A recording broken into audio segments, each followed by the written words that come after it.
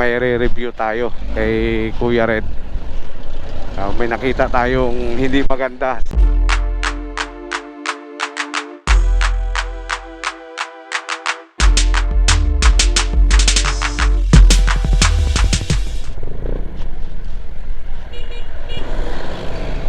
Good afternoon guys. Kamusta kayo? Ay, hindi tayo nakapag motovlog mga kalamat. Medyo matagal na tayo hindi nakapag-upload dahil kasunod-sunod yung bagyo. Dapat may biyahe tayo kanina. Kaso nga lang paglabas natin ng umaga, sobrang lakas ng ulan.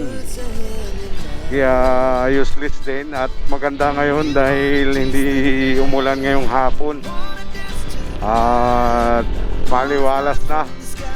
Kaso nga lang may papasok na naman mga kalamat na bagyo ngayong Martes.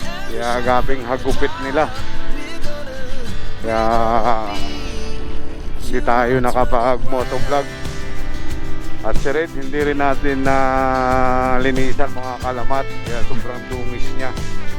Kaya tiis-tiis muna tayo. Dahil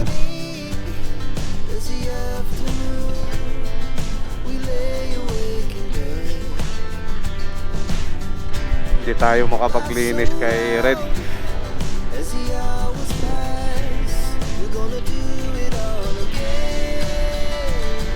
Tayo ay papasok na naman mga kalamat. Ay wala tayong magawa. Ay hindi naman maganda pag nabiyahe tayo mga kalamat na naulan. Dahil hindi rin tayo makapag-vlog ng maayos.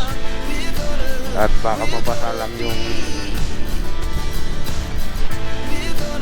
ano natin, yung adapter sa microphone. Ito ay papasok lang muna tayo. Ay babawi na lang tayo mga kalamat pag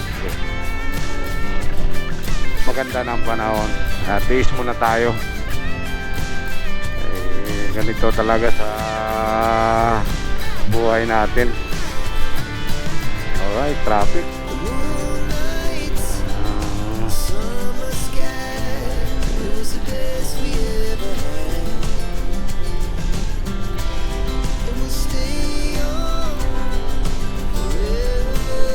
Linggo mga kalamat, traffic.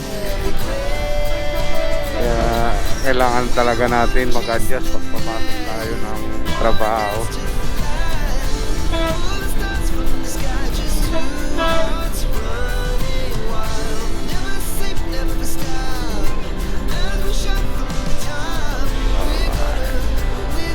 Singit-singit lang tayo mga kalamat dahil traffic.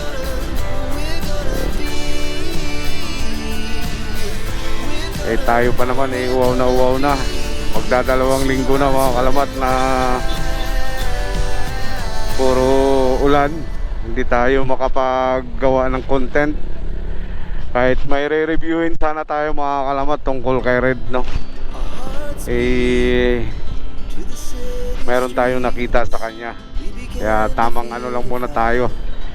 Tamang upload lang tayo ng ilang video.